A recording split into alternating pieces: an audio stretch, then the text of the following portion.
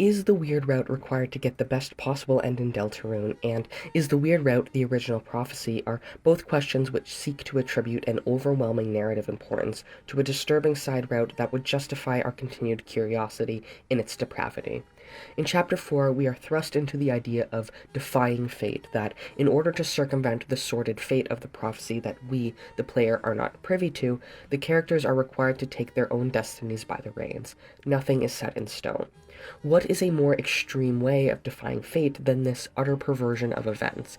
If we must defy the prophecy for our happy ending, and the only way we can is the weird route, does that mean we must, cynically and paradoxically, put the characters and ourselves through that hardship? Do we need the weird route? Is it the only way out?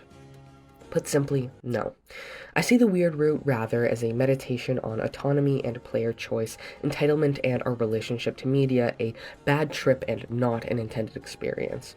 If you find that strange, that something should be deliberately put into a game, yet treated as taboo and meant to be secret, make the player feel terrible for undertaking it, then just think back to Undertale's genocide route.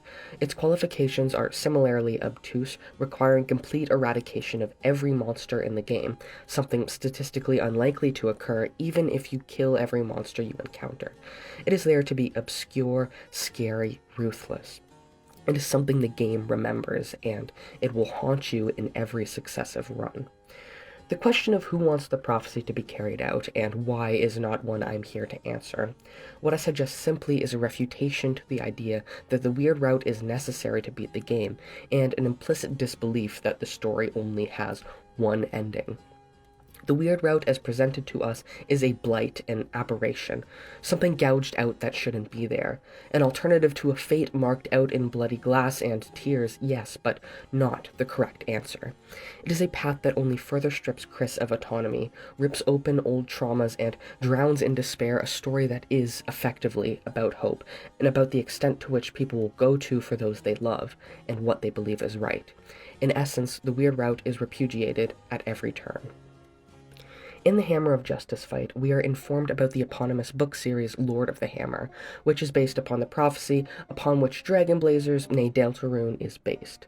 The chapter descriptions draw vague connections between the events of the game and the plot of the books, leaving us to believe what else Gerson says is a clear analogy for the story of Deltarune, not to mention both are referred to in chapters.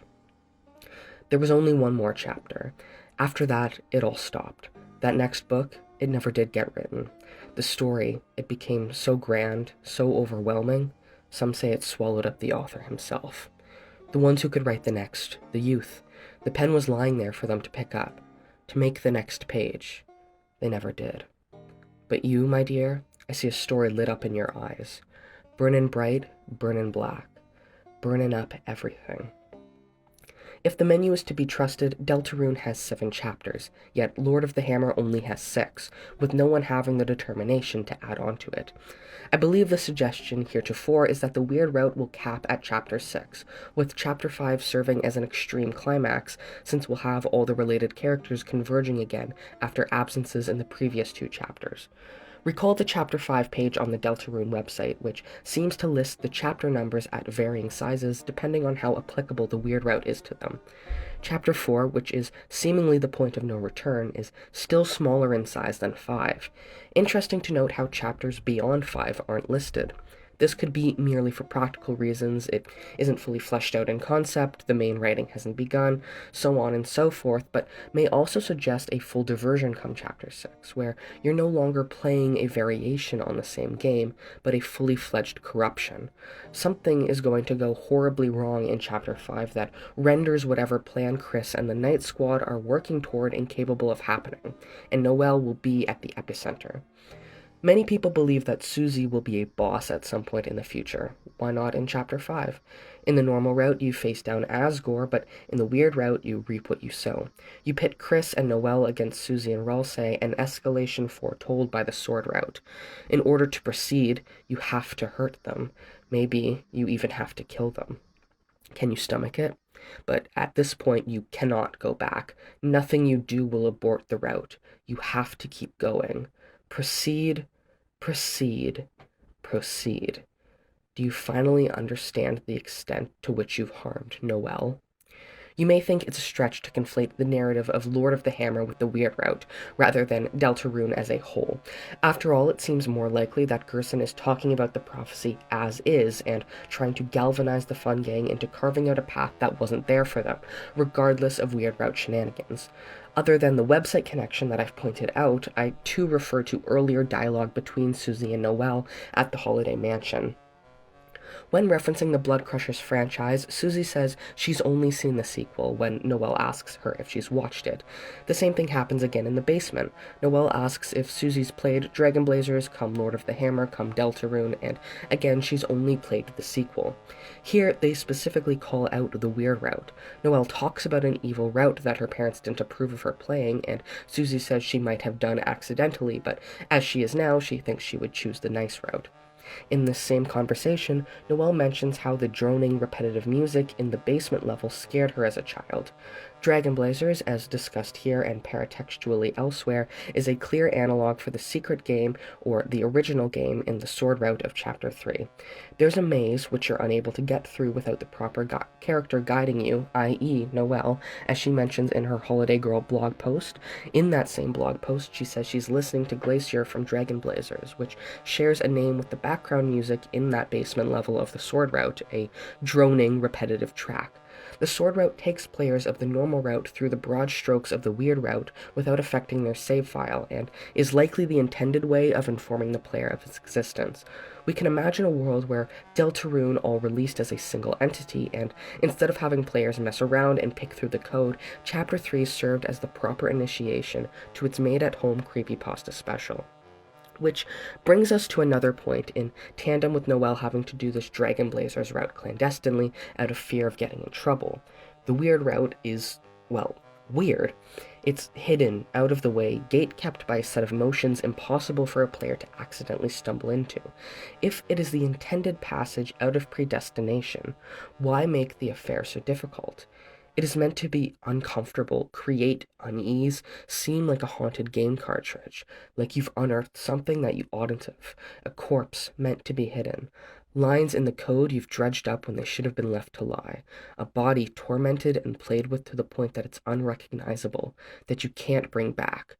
Why can't anybody move on? Noelle has played the first game. She found her way out of the labyrinth, only to be confronted with a door nobody has a key for, that nobody knows about. She got through this evil route, but with nothing to show for it. She was soft-locked, unable to go any further, unable to proceed, trapped only with the memory of something wrong, like a tough bit of food stuck in your throat. You can only reset and do things the proper way, play the intended game. It makes sense for Noelle and Birdley, the two characters other than Chris, to be impacted most by the Weird Route, to be so strongly associated with Dragon Blazers, which, alongside the Sword Route, then connects Dragon Blazers inexorably to the Snowgrave Route. Susie, though, she's living in the sequel. She's not bound by the Weird Route, nor susceptible to its seductions. She is the person who can offer a way out that isn't the prophecy, nor this bastardization thereof. She is the dragon, the hero, the literal ray of light in a world darker than dark. Noelle and Birdley's attraction to her is self-evident, no? Gerson says that Susie wields the pen of hope, able to write the next lines to a series that has been abandoned, and Susie jokes that that's Chris's thing, but there's a discrepancy there. Chris doesn't have a pen, only pencils that they often take from Noelle. Their weapons are subject to erasure, to being scratched out, unlike a pen which impresses permanence. Susie has an ability to change the future that Chris lacks on their own, an ability to make things stick, to punch out prophecy glass and prevent it from appearing elsewhere. Doing the Weird Route changes nothing, makes nothing better, as you guide Chris's hand fitfully, striking out with graphite a story that you don't want to be brought to fruition. It will save no one. It will find no one. It's a testament only to how much you can push. It must be the Fun Gang together that sticks it to the prophecy, and once Susie finds out what you've been using Chris to do, she's not going to be rewriting any stars on your account. The narrative aligns itself with Susie and Gerson's idea of changing fate, and that it must be done by one's own hand and not through a proxy, that only you are capable of deciding what your future will hold. because, well, it's what works. Susie's idea from Gerson's help defeats the Titan, the embodiment of fear and darkness, with the help of the Soul's Light. You must press forward with only what you have, fighting tooth and nail to get ahead, even as you're blown back. The most beautiful scene in Chapter 4 isn't the Titan fight, nor what comes before it.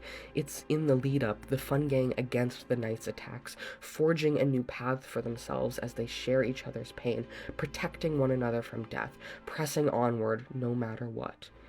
The weird route requires you to backtrack in order to begin it. It requires you to run in circles, chasing down every single enemy, digging in the dumpster for spam ton, killing employees, and stealing haunted jewelry. Such a run is not compatible with what we've seen actually getting results in Deltarune. Nothing to it but to do it after all. Some people suggest that since the Titan's check option awards the information that it will only regenerate if not fatally wounded, and the only attack we know of that is explicitly called fatal is Snowgrave, Noelle's casting of it will be required to prevent the roaring. However, I think that reading is readily denied in the text by what we've just discussed.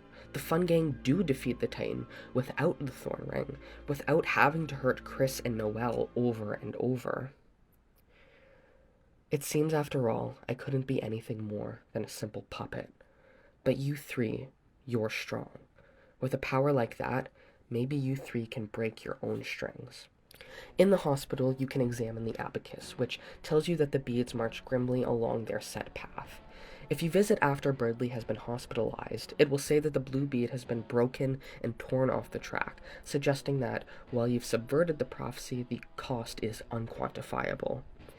In Chapter 4 Normal Route, Chris's title in the menu is Dark Hero, carries out fate with the blade, but in the Weird Route it says Dark Bead, broken off but still locked. Although Chris has been ripped out of the prophecy in this way, they are still locked, i.e., still under control of an arcane being beyond comprehension, us. Susie sees the prophecy as this profound weight bearing down on the Fun Gang, but Chris has no choice in the matter wherever they go. Chris is lent their power via the soul, but on the condition that they are imprisoned by it, a cage subject to the whims of its captive. Their movements are constrained entirely by the player, what we allow them to do and what we force them to do. So, the Weird Route does not represent a radical shift in the forces that be. It does not represent an ability to break through the chains of the prophecy. Chris is not free. It is nothing more than a changing of the guard. The puppeteer is no longer the prophecy, but the angel, us, the player, a bored megalomaniac with the world at their fingertips, who can't let sleeping dogs lie, who has to squeeze every last drop of content out of the game, who has to scrounge around for secrets and dialogue flags, who can't just let the characters live happy lives forever in the code, who finds gentleness banal and cruelty thrilling, who sees Chris as a means to an end, a vessel. After all, this is my experience, my Deltarune, and I'll do whatever it takes to get my money's worth. Deltarune is so such named after the religion, after the prophecy, after the symbol, and because it is the prophecy, this is why it has the tagline, only one ending? Question mark. Because the prophecy comes to one immutable point, one that doesn't seem to change, where your choices do not matter, but that is only the base upon which the pen of hope can write the new chapter, where it becomes larger than itself, spiraling even out of the intent of the original author. The characters can make all of this matter. We can help make all of this matter. Or we can torment them. We can reduce them to ones and zeros, get the full experience of the game, deny them autonomy and goodwill, be the one who stays in a meal list despite everything. We can make them into the youth that refused to pick up the pen, who took things merely as they are and didn't dare hope for better. We can settle for inaction and for heartache. We can make them suffer. Chris has had enough pain. The holidays have weathered enough trauma. You would put them through more? So then, will you proceed?